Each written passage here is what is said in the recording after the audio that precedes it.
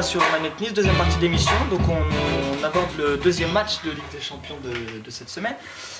Manchester, Arsenal. 100% anglais, 100% britannique. Alors, est-ce qu'Arsenal finalement, est-ce qu'ils peuvent... Ils sont assez surprenants, tu vois, parce que bon, tu donnes pas cher de leur peau en milieu de saison, quoi, avec toutes leurs blessures, tous les problèmes dans le vestiaire et tout. On parlait un peu de la politique des jeunes et tout ça aussi. Les jeunes. Il a fait un Galas, faut s'en souvenir. Aussi, on en avait parlé, voilà, bon, tu vois, par exemple.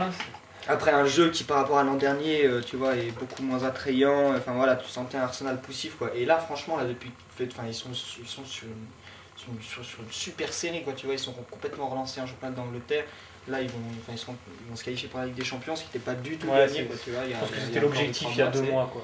Et voilà. Alors après, bon, il y a eu l'apport d'Arshavin, tu vois, Arshavin. Enfin, c'est pas une surprise, quoi, mais c'est vrai il a mis 4 buts. Parce 4 buts contre plus impressionnant contre Liverpool. Ouais. Bah, dans ce match encore de folie, 4-4 à Liverpool, ils font que des 4-4 en ce moment. Alors, c'est bien, ils arrivent bien à marquer, mais en tout cas ils s'en prennent des pions ces derniers temps. Ça doit pas plaire trop à Benitez. Je pense que là-bas, c'est vraiment un entraîneur défensif. Ouais, on en avait parlé qu'ils avaient plus un jeu assez reculé, tu vois, un bon bloc très fermé, très soudé, et là des 4-4 dans tous les sens. Enfin bon, Arshavin, oui, c'est vrai que le plus impressionnant, c'est la rapidité avec laquelle il s'est adapté à cette équipe, quoi. C'est un truc de fou. Puis bon, un quadruplé contre Liverpool. C'est pas trop bon pour Nasri, hein. Arshavin, parce qu'Arshavin, tu vois, là maintenant, avec là dans le système, il joue à gauche, quoi, tu vois. À la place de donc voilà, Nasri. Maintenant, faut rappeler que Arshavin n'est pas qualifié pour la Ligue des Champions. Parce qu'il a joué avec les Zénith. Ah oui, putain. Donc, point fort. Bon, bah, c'est bon, Nasri, côté gauche. Nasri sera côté gauche, sûrement, je pense, ouais. Donc voilà, c'est dommage d'ailleurs pour Arsenal qu'Arshavin ne puisse pas jouer, tant mieux pour Nasri et pour les Français, soyons un peu chauvins. Mais en tout cas, c'est. Bon, on s'en fout, tu vois, il est bidon. Hein. Mais en tout cas, voilà, Arshavin, point fort, qui ne sera pas sur le terrain. Maintenant, il y a eu le retour d'Adebayor et de Fabregas qui a fait beaucoup de bien. Fabregas qui n'arrête pas d'enchaîner les bonnes performances et les passes. Millimétré, qui redevient le métronome. C'est vrai, tu vois, là vraiment ils sont ils ont plus de blessés et tu sens qu'ils ont retrouvé un super état d'esprit, tu sais. Bon, il y a toujours c'est une équipe super jeune, donc t'as un peu l'insouciance de la jeunesse et tout. Et en même temps, alors qu'on se disait en milieu de saison ça part en couille dans le vestiaire, c'est un truc, tu vois, ils y sont pas du tout. Là tu sens qu'ils sont complètement saoulés et tout. Depuis un peu, je pense, un peu leur match référence c'était c'était en Ligue des Champions, c'était le 8e de finale contre Rome, tu vois, gagné au tir au but. À Rome en plus, la séance de tir au but, tu vois, tous les petits jeunes qui sont allés tirer, machin, tu vois, et je crois que ça avait, depuis ils sont vraiment bien, quoi. Après, donc pourquoi pas, tu vois, match retour chez eux à l'Emirates. Bon, juste d'ailleurs, un petit souci pour Arsenal, c'est quand même qu'ils ont perdu Galas. Donc je pense que ce sera Sylvestre, je sais pas d'ailleurs si Clichy est blessé aussi encore, parce qu'il avait subi une blessure. Enfin bon, une défense un petit peu en chantier. Almunia est encore blessé, je crois que ce sera Fabianski qui sera mais il est pas mal, lui, hein. Il est pas mal, ouais. Il a fait un gros match contre Liverpool. Bon, il a pris 4 pions, mais voilà. Non, mais c'est clair il aurait pu en prendre plus, notamment en première mi-temps, dès le début du match. Donc quand même une défense un petit peu en chantier, et en face c'est Manchester United. Tenant en titre de cette Ligue des Champions.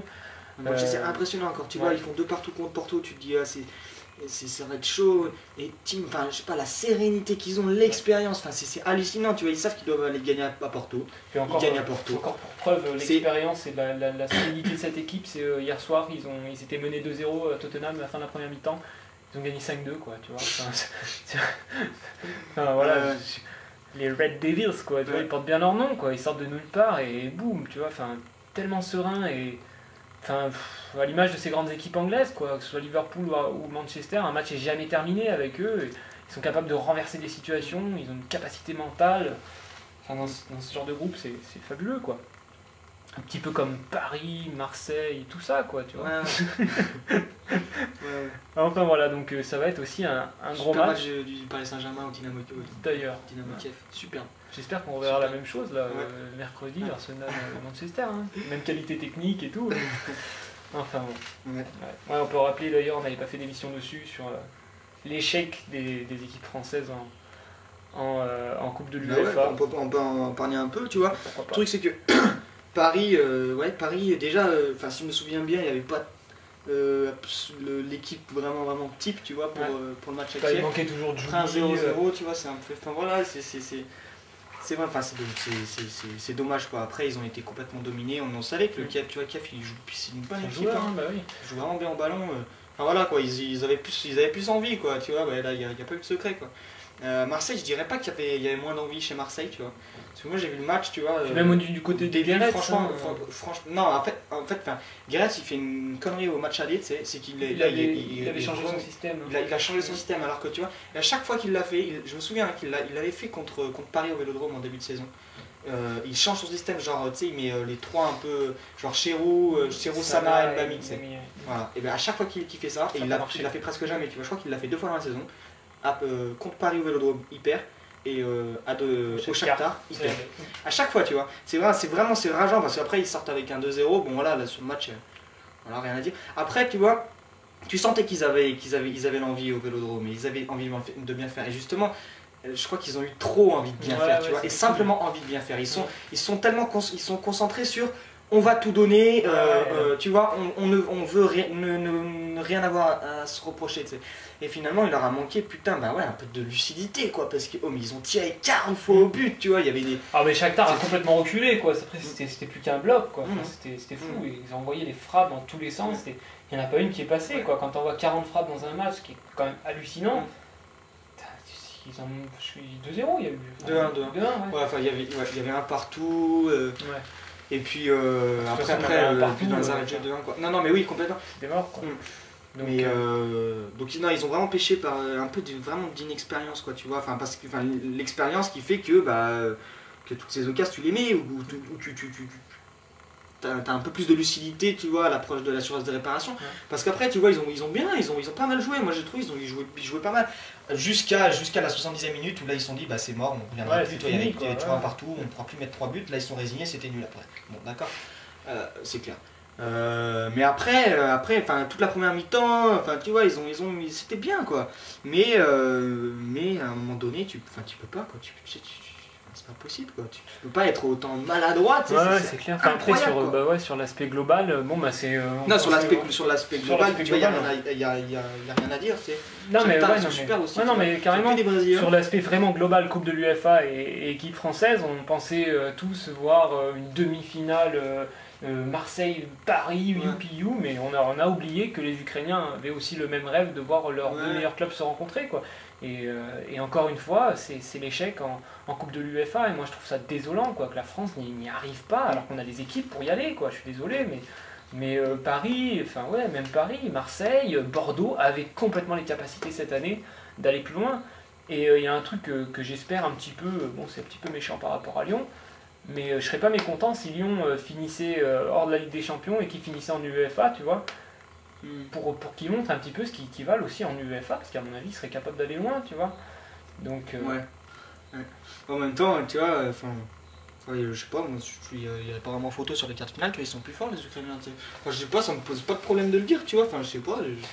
Bah moi ça me déçoit, après c'est sur l'aspect long terme quoi, c'est que historiquement ça fait longtemps qu'on en attend, ça fait longtemps qu'il n'y a pas un club français qui s'est qualifié en demi-finale du FA ou de Ligue des Champions et ça commence à être... Il y a Marseille en 2004 avec Monaco en Ligue des Champions, ils font tous les 2 finales. Et depuis, ça fait 5 ans depuis il n'y a rien. 5 ans de disette et 5 ans d'échecs, et c'est vrai qu'au bout d'un moment, je pense qu'on peut tous se sentir un petit peu déçus, tu vois, bon bah ça retombe sur Marseille et Paris, mais... Après il y a une histoire d'état d'esprit aussi qui est pas forcément bon et on a envie que ça change quoi. Ouais. Bah, l'état d'esprit, ouais, c'est sûr. Après enfin, tu vois, pour Paris je dirais ouais l'état d'esprit là. Pour Marseille je dirais un mauvais état d'esprit. Enfin disons une envie de bien faire mais trop envie de bien faire et trop d'inexpérience en fait, tu vois, je dirais plus ça, tu vois. Maintenant c'est clair que c'est super décevant. Donc voilà, double confrontation demi-finale ukrainienne et puis une confrontation allemande dans l'autre demi-finale. Ouais, Hambourg-Werder. Werder qui a plus rien à jouer dans son championnat, Hambourg qui a la lutte pour le titre. Voilà. À suivre aussi, et puis une finale. Moi je vois vraiment une des deux Ukrainiennes gagner la lutte. Ouais, c'est possible, c'est possible. Puis c'est mérité, tu vois, pour la deuxième année de suite. Après le Zénith, voilà, encore un pays de l'Est qui gagne l'UEFA, c'est bien. Et ça montre que ces pays sont aussi en plein développement. Et ça peut nous pousser aussi en France à essayer d'accélérer les choses. Ouais. Ben voilà, Merci de nous avoir écoutés. Merci Tristan. Et Nickel. puis à bientôt. Allez, Bientôt. ciao.